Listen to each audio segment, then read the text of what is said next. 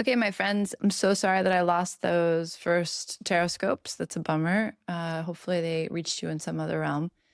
And one thing I said on the thing that I really remember saying, it feels important, is we were speaking on the July podcast about these destiny winds, these thermal winds, and this idea of can you ride what is without it having to be the final wind, without having to take you to destination. Like every conversation, every interaction, every thought, every detour has merit. And can you work with that in July? Can you allow yourself to be carried and maybe not working so hard? Like condors, right? They're not flapping. They're coasting, they're riding the winds.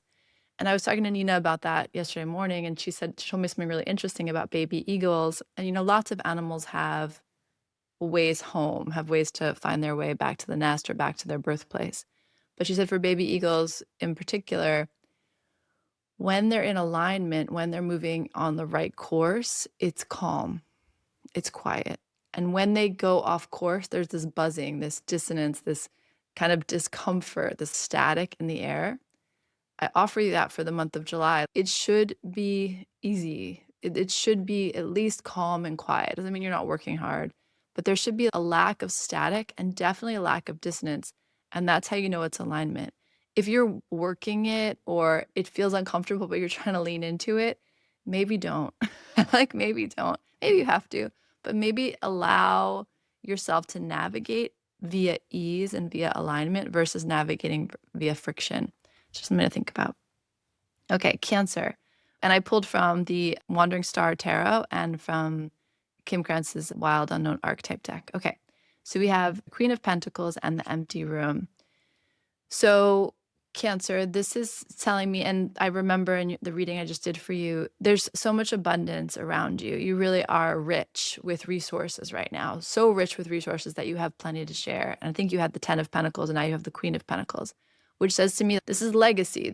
I have so much that I can pour over into my family, into others, into my community. And the empty room, so it's interesting because now I remember your message, but the empty room is pure potential. There's something about the moment you're in, Cancer, where you are not clinging to the comfort of the past, but aware of how beautiful it was. And at the same time, you stand on the threshold of something new. And so there can be this sense of, will it be so good? Can I let go of what was and move into what is coming without fearing like I'm losing something? And the message just came through is, yes, of course you can. Because you have so much, it almost gives you the courage you need to step into the empty room, knowing you have that support behind you, and yet you're also free to keep creating. We don't want to create, wealth and abundance so we can stay with it, so we can get stuck. We want to create so much that we can support and love the people around us and be brave enough to stay creative, stay alive, stay moving, stay in the flow. And that is the message for you in July, is to just be aware of how lovely it's been and don't let that prevent this next, maybe possibly more empty view to feel less exciting because it's not as like rich with comfort. It's actually a good thing. And you have such beautiful support behind you and underneath you. You can be brave in this. Leo, we have the 9 of Pentacles and the Seed. So the 9 of Pentacles is beautiful. Also a very abundant card. Like there's plenty with the 9 of Pentacles. The downside of the 9 of Pentacles is that it can be isolating. It's the idea of a woman rich in her garden, which can be lovely and can also be lonely. And there's something about, so I would take this garden analogy and ride with it in July, Leo. But having the seed card with that tells me that as lovely as it is, not that dissimilar to Cancer, as lovely as it is, something else is trying to be born, something else is trying to get created. And I have this sense of, like, yes, plenty, kind of what I was saying to Cancer, but more like newness. There's a frustration here, like a frustration with the garden walls. There's just a frustration with the garden walls, with the limitations, and some kind of call out of the garden. It's not that dissimilar than Cancer, but like a call out of the garden. And it's like you're just figuring out what that means. So in July, this whole idea of allowing the structure to take shape around you, allowing things to be architected around you is a really good idea. And I guess honoring what's coming up for you as a desire, as a new idea that maybe feels in conflict with some kind of stability you've already created. It's like, well, I'm an architect, but you have this idea of being a painter. Let that be true. Even if you don't understand what that's going to look like or how that's going to evolve, there's something about honoring whatever the seeds are that are popping up and letting them be true, even if you're like, I'm not sure how that would work. That's not your job, baby. Your job is to stay with what matters. Leo and Virgo, Knight of Swords and Agape. Oh, you actually had this, something very similar. Okay, so we haven't totally lost the plot here. Someone must be really different, because I feel like it was weird how I just lost all of I didn't take a picture of it. I'd put them away. Like, it just didn't make any sense. Anyways, Page of Swords and Agape. You actually got this before. You got the Knight of Swords, right? Yeah, Knight of Swords. You had the Page of Swords in the other pull. Okay, but the idea is, and I remember it very clearly now, Virgo, so yours felt really clear when it came as an original download. You are facile with your words. You think clearly, you can use your words to communicate very, very well, and something about the way you've been using your words comes into relief this month. And you notice that there's something about your language and your words that's actually preventing real contact. Agape is like the highest form of love. It's the sense of like devotional, sacred love. This is not even about physical love. It's just about a higher octave of love. And the Knight of Swords is, moving very quickly and can be distracted and can be heroic. But there's something about this idea of language becoming a smokescreen. So my thoughts becoming a smokescreen, language becoming a smokescreen. It's similar to like in the therapy context when someone can speak really clearly about their emotions, but they're not experiencing their emotions. This is like, I can speak really well about relating. I can speak really well about even intimacy or about connection, or again, like about my own emotional experience. But I do so in a way that's almost weaponized to keep anyone from getting close, to keep anyone from making real contact. And so you just want to notice this month, where am I doing that? And where am I done doing that? Where am I going to be willing to be a little more vulnerable, put the beautiful, powerful words down for a moment and allow real contact? Because there's something in you craving a more authentic contact. And it's something about your mind and your communication skills that's actually just a really well-worn tool in terms of creating distance and in terms of creating a smokescreen. And I think that you want to do something differently. So maybe allow that to happen in July. Libra, the Tower and the Kiss. So drama, Libra, you're going to make out with a new someone. But there's something about, contact again. So it's different, but contact changing you. Like, that's the simplest way to say that. There's some contact that happened. It's like a Kundalini rising or like a spontaneous Kundalini. It's like I make contact with another or with something, and I have a spontaneous reaction. Like the energy floods the system. It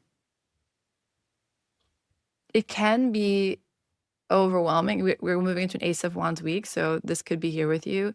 It can be overwhelming, but it's exciting too, says your Scorpio friend. It's exciting too. I'm really being drawn to them holding hands on the card. And there's something about allowing contact to ground you. So it could be that this is actually an actual like literal experience. Like you make contact with someone and there's a huge surge of energy. Or it could be there's a huge surge of energy and you need to rely on the people around you. You need to rely on real contact to ground that. So take that in a way that resonates. But there's something important about surges of energy and where contact plays in that arena. Is it the thing you need to ground you? Is it the thing that inspires the energetic surge? But both and again, like if you're getting a tower after we just had a tower month, it means you're still integrating. So just again, grace for yourself, patience with yourself. Let the rewiring happen. You'll know when it's complete. You'll know when you kind of land. And it sounds to me like contact is going to be one of the ways you continue to land in July. So don't be afraid to ask for actual physical contact. Scorpio, we have the Nine of Wands, which came in reverse kind of notably, and the Mirror. Something for you, Scorpio, is going to draw your attention to the ways that you're braced, the ways that you're hypervigilant, the ways that you're not feeling very trusting or just feeling fatigued. There's something about this that you see yourself reflected in another. And this came up on the other Tarotscopes, but for someone else. I can't remember exactly what it was, but the idea was that you learn about yourself by seeing someone else's behavior. You like notice something happening, like, oh, that's what it means to be hypervigilant. That's what it means to be waiting for the next shoe to drop. That's what it means to be overly guarded. And I do or do not want to mimic that. That's the way I want to be. That's not the way I want to be. And the way it came in reverse was like mirroring a new possibility for you. Oh, I just because it's been hard, just because I've been hypervigilant doesn't mean I need to continue to do that. There's something here that's very, yeah, I just like want to exhale. It's very calming. So maybe there's something that mirrors to you that you can put your sword down. That's like the word that comes through. You had beautiful cards in the first Tarotscope, and they had to do with nectar. So it's like there's something here about the sweetness and the bracing, and maybe allowing the sweetness to settle something in you. You see something reflected and it changes how you perceive yourself. Cool, Scorpio. Sagittarius, the Eight of Swords and the Destroyer. Okay, Sagittarius. Eight of Swords is using, needing to rely on instinct. Your brain's failing you. Like your brain is not your ally in this. So how do you trust your intuition? How do you trust the ground beneath your feet? How do you trust your third eye? And the Destroyer sounds scary, but it's actually beautiful. It's part of in Kim Krantz's worldview, it's part of the cycle of creation. So to be an artist, you have to embrace your creator, you have to embrace your sustainer, and you have to embrace your destroyer. It means like part of the art cycle, the creative cycle, is the giving away, the destruction, the reworking, the going back to ground. I hold those two ideas together. It actually says to me that you are like done playing the victim, but in like a self-imposed way. It's interesting how people are seeing themselves differently this month. But for you, it's like, fuck that. Like, oh, I've had to sit here in my bindings, and I've had to walk slowly down the river, and I can't see, and I don't know, and like my brain is failing me. And there's something that like shakes you and is like, shut up. Fuck that. Like, you're fine. Take those bindings off. It's one of the inside jokes in the tarot community is that her bindings in the Eight of Swords are super loose. Like if she just gave a good shimmy, they'd probably all fall off. And so there is something about the Destroyer that's like, oh my God, I cannot believe I played that game for so long. I'm over it. And you kind of shake them off. That feels really good, Sagittarius. I hope you have that experience this month. Capricorn, the Hangman and the One. Capricorn. The Hangman is surrender and the One is union. I mean, surrender to the union, baby. There's something about the Hangman that's saying, I don't want to fight it anymore. I don't want to fight whatever my heart is calling me towards, whether that's union with another person, that's some kind of spiritual sacred union, and or it's Capricorn, and this is an energy of seeing the light. And that sounds so dramatic, but just in like oh, I see now that there's something bigger out there. I can feel this kind of universal agape, this love. I can feel source. I can feel the ancestors wrapped around me, like in the star energy. There's some way in which your sight changes and it shifts your perspective. So the Hangman so they just see differently, and they don't need to explain it. They just know what they know, and no one really gets where they're coming from, but they do. Like there's no confusion with the Hangman. It's about that shift in perspective. And the One has to do with, like a deeper sight into the universe.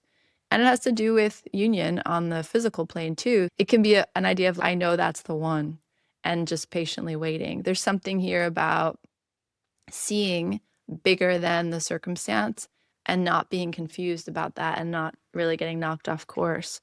So Capricorn, that feels nice for you. And it feels like, trust yourself, trust what you're seeing, even if you can't quite explain it or make sense of it. There's something happening here that's You have true sight, maybe more so than the people around you. Aquarius, you have the Two of Swords and the Castle. You also had the Castle in the last reading as well. I remember that distinctly. The Castle and you, Aquarius, there's a sense of holding yourself separate. There's a sense of feeling isolated, and the invitation in July is to leave the castle gates, is to go out onto the road. There's something about not wanting to be seen in your tenderness and your sensitivity and in your grief, and here in your indecision, in your freeze, like, I don't know what I'm doing anymore, and you're doing it alone. So you're like, well, now I have to do this by myself. And it's like, no, you put yourself in the castle, no judgment. But like, you put yourself in the castle, you don't have to do this alone. You've chosen to do this alone. So how can you move out into the streets and allow people to support you, even in your grief, even in your mess, even in your indecision? There's a pride here of like, well, nobody can see me struggle. And the invitation for you in July, Aquarius, is to allow yourself to be seen, not in a narrated struggle, but in a true, authentic struggle. Okay, so Aquarius, and then where do we go? Pisces. Okay, Pisces, the Temple and the Page of Pentacles. Oh, I also remember yours too. Okay, so the Temple and the Page of Pentacles. There's something that you see that becomes sacred to you this month, and it has to do with what you've elevated. So it has to do with like, oh, if I have XYZ, or if I can attain XYZ, or if I can move XYZ, then I'm going to be content. Then I've nailed it. I'm winning, yada, yada. And there's something that gets disillusioned, and you actually see kind of like through the veil into what is truly sacred for you. And the Page of Pentacles is here to say, like, whatever that new thing is, it's going to take a minute to set seed. It's going to take a minute to grow. And it's also something you're not going to lose. It's like there's something about this sight that you have this month that becomes something that like grows deep roots. So there's some reordering of what is sacred to you, is precious to you, is to be protected. And while you don't have the whole thing figured out, there's some important like download that comes this month that becomes a really big deal. So that's cool. Aries, the Mother and the Four of Swords. Okay, that's a give yourself the month to recover and rest. Aries, this says to me you need to take a step back for a moment. There's something in here, the energy feels like maybe you're depleted, maybe it's been a rough go. And what I feel from the Four of Swords is a pullback. And even with the Mother, that can also be a swaddling, like a protection, like a removal. But here it actually feels like meditation around the idea of mother. It feels like pulling back and considering your mother, considering the concept of mother, considering how you mother. There's something about the mother that's part of your contemplation this month that's right on time. And for some reason, it feels like you think that's a side, you think that's distracting, you think that's a side note. You're kind of like, well, I'll get to that.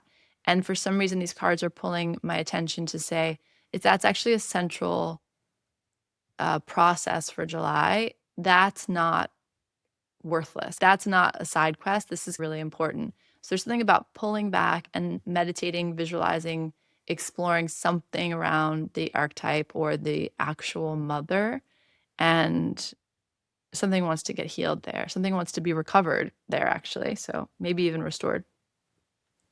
Taurus, King of Pentacles and the fault line. You had the Emperor, and something is like this, Taurus. Like you just kind of find your feet in a way. And the fault line is similar to Tower energy in that, or even Judgment. There's one side and there's another. There's no blending the sides. And your cards on the other were beautiful, like very kind of like sexy, warm, good energy.